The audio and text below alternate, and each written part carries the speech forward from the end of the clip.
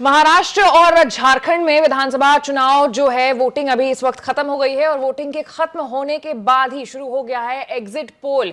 Exit poll जो इस वक्त आ रहे हैं बड़े ही कंफ्यूज्ड मिक्स्ड एग्जिट पोल है। हमारे साथ अविनाश राय हैं, इस वक्त एग्जिट पोल पर हम चर्चा करेंगे। बाबा, जो एग्जिट पोल सामने आ रहे हैं क्या लग रहा है आपको देख करके? उनको लग तो ऐसा रहा है कि जो दूध का जला छाछ भी फूंक फूंक कर पीता है वही वाला काम ये एग्जिट पोल की जो एजेंसियां हैं वो कर रही हैं, और उससे भी ज्यादा फूंक फूंक कर कदम रख रहे हैं हम जैसे लोग, हम न्यूज चैनल जैसे लोग, कि जो इतिहास में हमसे गलतियां हुई हैं वो फिर दोबारा न हो।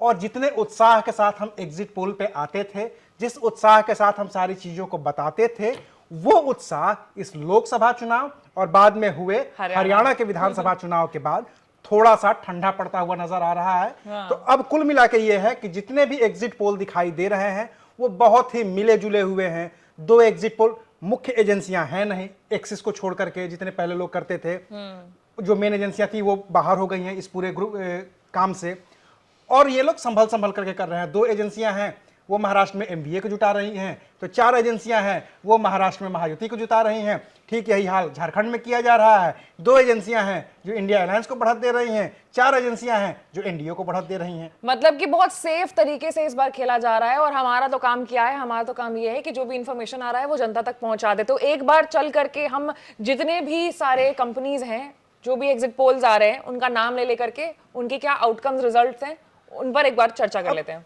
एक तो ये तरीका है कि हम पब्लिक को बता दें, जो हमारे व्यूअर हैं, दर्शक हैं, उनको बता दें कि कौन सी एजेंसी ने क्या दिया है, क्या किया है। लेकिन इसके अलावा मैं ये मानता हूं कि ये बताने का भी बहुत ज्यादा फायदा होने वाला है नहीं।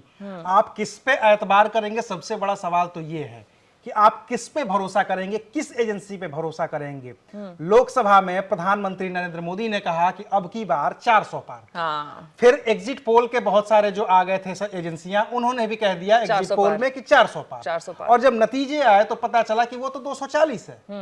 हरियाणा में जो पूरी दुनिया एक तरफा कांग्रेस को जिता रही थी, वो लोग भी कांग्रेस को जिता रहे थे जो थोड़े प्रो बीजेपी माने जाते हैं, जो एजेंसियां मानी जाती हैं। नहीं बताया जा रहा था बीजेपी का इस बार हरियाणा में, चांस नहीं बताया जा रहा था, वहां पे बीजेपी ने एक तरीके से क्लीन स्वीप कर दिया। बिल्कुल। तो अब इसको किस तरीके से देखा जाए, आप जिसकी बात करें, एक्सिस माई इंडिया की बात कर लेंगे, मार्टाइज की बात कर लेंगे, भास्कर जो अखबार है उनके रिपोर्टर्स का पोल आया है उनकी बात कर लेंगे, सबकी बात हम कर लेंगे। बात बस इतनी सी है कि ये सारी बातें सिर्फ और सिर्फ बातें रहेंगी, और जब तक 23 तारीख को नतीजे अंतिम नहीं आते हैं, कुछ भी कहना बहुत ही मुश्किल काम है। लेकिन हम भी गए थे ग्राउंड पर, आप गए थे महाराष्ट्र, मैं गई थी झारखंड। तो मुझे लगता है कि सबसे अच्छा तरीका यही रहेगा कि मैंने और आपने ग्राउंड जीरो पर क्या देखा वो निष्पक्ष तरीके से हम एबीपी लाइव की जनता को बता देते हैं। तो आप बताइए, आपको क्या लगा महाराष्ट्र में जाकर के? क्या महसूस हुआ इस बार? लहर किस तरफ है? जो महाराष्ट्र में मुझे महसूस हुआ है वही इन सर्वे एजेंसियों के में भी सामने निकल करके आ रहा है। महाराष्ट्र में पिछली बार 4 पार्टियां चुनाव लड़ी। भाजपा थी, कांग्रेस थी, शिवसेना थी और एनसीपी थी। इस बार 6 पार्टियां हैं जिनमें भाजपा है, कांग्रेस है, शिवसेना शिंदे, शिवसेना यूबीटी और एक एनसीपी अजित पवार, एनसीपी शरद पवार। तो इनमें से जो ये 4 पार्टियां हैं, यूबीटी शिवसेना और शिंदे शिवसेना, ये दोनों कंफ्यूज हैं आपस में। इनके नेता एक दूसरे के साथ कंफ्यूज हैं। तो इनके वोटर, स्वाभाविक सी बात है कि एक दूसरे के साथ कंफ्यूज रहेंगे ही रहेंगे। जो बहुत ही ज्यादा जागरूक वोटर है उसको तो पता है कि चलिए ये हमारे नेता हैं, शिवसेना अजित पवार हमारे नेता हैं, या शरद पवार हमारे नेता है, या उद्धव ठाकरे हमारे नेता हैं, या एकनाथ शिंदे हमारे नेता हैं। लेकिन जो आम जनता है, जो जागरूक नहीं है, जो 5 साल में एक बार सिर्फ वोट डालने के लिए निकलती है, उसके लिए आज भी उद्धव ठाकरे और एकनाथ शिंदे एक ही हैं। उसके लिए आज भी शरद पवार और अजित पवार एक ही हैं। चुनाव चिन्ह का सबसे बड़ा गड़बड़ हो रहा है। तो चुनाव उनको चेहरा दिखता है। तो जो मेरा अनुभव कहता है ग्राउंड जीरो से महाराष्ट्र में जितना मैं घूम पाया हूं, उसमें यह है कि सारे चुनाव चिन्ह और सारी पार्टियां एक किनारे हो गई हैं। उनका मतलब है कि सिर्फ और सिर्फ उनका जो आमदार है, मतलब उनका जो विधायक है, वो कौन है, बस उनको यही तय करना है। उनको अपने नेता का चेहरा दिखता है, उनके नेता का नेता कौन है वो चेहरा नहीं दिखता है। Okay okay okay. तो इस वजह से ये भी जो हमारे सामने आ रहा है, जो सर्वे एजेंसियां क्या करती हैं, सर्वे एजेंसियां किसी वोटर से पूछेंगे कि भाई आपने किसको वोट डाला। अगर वो एक लाइन में कह देगा कि शिवसेना को वोट डाला तो आप क्या कर लेंगे? क्या कर लेंगे? सही उसने बात है। कह दिया कि एनसीपी को वोट डाला तो तो आप आप क्या कैसे करेंगे? इसको बाइफरकेट तो करेंगे? bifurcate कौन कैसे सी पार्टी करेंगे? को गया है? और अगर आप बाइफरकेट कर भी पा रहे हैं तो आपका सैंपल साइज इतना छोटा होता है, आप इतना क्विक सर्वे कर रहे हैं कि शाम को 6 बजे अभी वोटिंग खत्म हुई है और 6:30 बजे पहला आंकड़ा सामने आ गया है। तो इस पे भी भरोसा करना तो अपने आप में एक बड़ी चुनौती है। सही हो गया तो तुक्का लग गया तो बहुत बढ़िया, नहीं हमारी लगा तो एजेंसी ठीक है, और नहीं तो फिर तो देख ही रहे हैं कि कितने लोगों की दुकानें बंद हो रही हैं इस मामले में तो। मैं भी जब झारखंड पे ग्राउंड जीरो पर गई तो मैंने भी वहां पर देखा वोटर्स में इस बार काफी ज्यादा, मतलब कुछ पक्ष के लोग मुझे ऐसे दिखे जो जेएमएम और आईएनडीआई के साथ आगे बढ़ना चाहते हैं, लेकिन वहीं शहरी अगर लोगों की बात करूं मैं तो उनके मन में था कि नहीं, हमें बीजेपी ही चाहिए, क्योंकि मोदी जी को लेकर के जो लोकप्रियता है वो ग्राउंड जीरो पर अभी भी है। लेकिन वही कुछ गांव वाले जो इलाके थे, वहां पर संथाल का जो इलाका था, वहां पर अभी भी जेएमएम का बोलबाला है। तो इसमें ये चीज और भी ज्यादा कंफ्यूजिंग हो जाती है कि आखिर ये होने क्या वाला है। और ऐसे में जब एजेंसीज अपने आंकड़े जारी कर रहे हैं तो मुझे कहीं ना कहीं रिलेटेबल फील हो रहा है कि जैसा हम ग्राउंड जीरो पर सोच रहे थे वैसा ही आंकड़ा यहाँ पर भी सामने देखने को मिल रहा है। ये बिल्कुल आएगा। देखिए, चूंकि देखिए झारखंड और महाराष्ट्र में दोनों बिल्कुल अलग तस्वीर थी। बिल्कुल। झारखंड में वैसी कंफ्यूजन नहीं है जैसी महाराष्ट्र में कंफ्यूजन हाँ, है। हाँ। महाराष्ट्र में नेता कंफ्यूज हैं। और अभी तो हम सिर्फ इन 6 पार्टियों का जिक्र कर रहे थे, जो मुख्य धारा की पार्टियां 6 पार्टियां हो गई कि Main बीजेपी parties हो हैं। गया, कांग्रेस हो गई, 2 शिवसेना हो गई, 2 एनसीपी हो गई, मन से भी तो है। अब महाराष्ट्र नवनिर्माण सेना राज ठाकरे की वो एक अलग पार्टी है कि वो बीजेपी की समर्थक है, कि वो महायुति की विरोधी है, कि वो शिंदे के खिलाफ हैं लेकिन मोदी के साथ हैं। अमित ठाकरे उनके बेटे हैं राज ठाकरे के, उनके खिलाफ शिंदे ने उम्मीदवार उतार दिए। आदित्य ठाकरे उद्धव ठाकरे के बेटे हैं, उनके खिलाफ मनसे ने उम्मीदवार उतार दिए। ये इतना घालमेल है, इतना घालमेल हो गई है कि अगर आप ये कहते हैं कि मैंने महाराष्ट्र की राजनीति को समझ लिया है तो आप किसी मुगालते में हैं। और ये सिर्फ और सिर्फ अभी तो ये शहरी इलाकों की बात है। अब जब आप जैसे ही कोंकण के इलाके में बढ़ेंगे, किसी दूसरे विदर्भ के इलाके में बढ़ेंगे, वहां की राजनीति बिल्कुल ही अलग हो बिल्कुल जाएगी। अलग है, उलट है राजनीति अगर कहा जाए वहां पर तो। अब जैसा कि अभी पिछले वीडियो में दर्शकों ने भी देखा होगा, हम लोगों ने भी जिक्र किया कि जहां जो मराठा है, जो कुणबी है, उसकी ओबीसी आइडेंटिटी को लेकर के क्राइसिस है कि कुणबी ओबीसी है तो मराठा ओबीसी पहचान नहीं है कि कौन क्या है। मनोज जरांगे की बिल्कुल अलग पॉलिटिक्स थी। चुनाव से ठीक पहले वो बीजेपी का विरोध कर रहे थे, लगातार कि पार्टी बना लेंगे। एंड टाइम पे कहा कि कुछ नहीं करेंगे, कोई उम्मीदवार नहीं, कुछ भी नहीं, शांत बैठे, विरोध किया, मुखालफत की। लेकिन वो कितना असर डाला है और कैसे वोटिंग का पैटर्न बदला है। चूंकि दिक्कत सबसे बड़ी चीज क्या है कि झारखंड में अगर आप कर रहे हैं तो उसका हो सकता है कि अनुमान थोड़ा सच निकल जाए, क्योंकि आपने 13 तारीख को पहले चरण की वोटिंग देख ली थी। उस जी वोटिंग पैटर्न के आधार पर आप अगला निकाल तय कर सकते हो। हाँ, मतलब 50% आप निकाल सकते हो। महाराष्ट्र इतना बड़ा राज्य है, 288 सीटें हैं, अकेले मुंबई को ही इतना एक अलग राज्य के बराबर है। और वहां के वोटिंग खत्म होने के आधे घंटे के अंदर अगर आप एग्जिट पोल दे पा रहे हैं तो भाई आप बहुत हिम्मती हैं।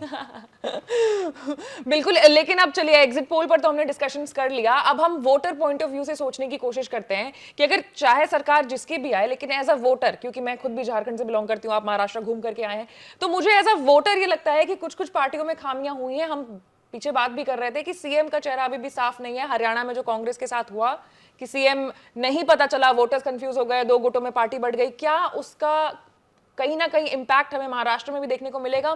क्योंकि महाराष्ट्र में जो 2 मेजर पार्टीज हैं, 2 मेजर गठबंधन है, उन दोनों ही गठबंधनों में ये एक बहुत बड़ा क्वेश्चन मार्क, प्रश्न चिन्ह है कि अगर हम महायुति या फिर अघाड़ी, दोनों में से कोई भी जीतती है, फिर भी अभी तक उनका मुखिया कौन होगा ये नहीं पता। नहीं, देखिए उसमें थोड़ा सा फर्क ये है कि महाराष्ट्र में महाविकास अघाड़ी का चेहरा तो लगभग साफ है कि अगर महाविकास अघाड़ी जीतती है तो उद्धव ठाकरे ही मुख्यमंत्री बनेंगे। क्योंकि शरद पवार की एक उम्र हो चली है, शरद पवार अब मुख्य धारा की राजनीति में वापस तो लौटेंगे नहीं। लेकिन ऐसा भी तो सामने आ रहा था जहां पे ये कहा जा रहा था कि शरद पवार अपनी बेटी सुप्रिया सुले को नहीं, सुप्रिया सुले ने पहले भी कहा कि हम केंद्र की राजनीति करना चाहते हैं। ओके, हो सकता है कि अब इतने ही कम पे सिमट जाएं उद्धव ठाकरे और बढ़ के चले जाएं 50-60 पे शरद पवार, तो बात दूसरी तब है, दूसरी हो वो जाएगी एक अलग। लेकिन अभी तक लगभग क्लियर दिख रहा है कि अगर ठीक ठाक मार्जिन रहा तो उद्धव ठाकरे ही मुख्यमंत्री बनेंगे। क्योंकि 2019 का गठबंधन उद्धव ठाकरे की वजह से ही टूटा था। तो 2024 में भी अगर उद्धव ठाकरे को कहीं मौका मिल गया तो वो तो वहां भी जा सकते हैं। वोटरों की जिस वोटर पॉइंट ऑफ व्यू की बात आप कर रही थी, वही तो वोटर का पॉइंट ऑफ व्यू है कि 2019 में हमने वोट किसको दिया था? 2019 में हमने वोट बीजेपी शिवसेना गठबंधन को दिया था। हम इस बार जो वोट दे रहे हैं, चाहे वो महायुति की बात हो, चाहे महाविकास आघाड़ी की बात हो, अगर हम शरद पवार को वोट दे रहे हैं तो इसकी क्या गारंटी है कि अजित पवार फिर वापस नहीं आएंगे? अगर हम एकनाथ शिंदे को वोट दे रहे हैं तो क्या गारंटी है कि एकनाथ शिंदे और उद्धव ठाकरे फिर से एक ना हो जाएं? क्योंकि राजनीति जो एकदम घिसा पिटा जुमला है कि संभावनाओं का खेल है, कोई स्थायी दोस्त नहीं होता, कोई दुश्मन नहीं होता, और महाराष्ट्र में तो ये हर रोज बदलता हमेशा हुआ है ये।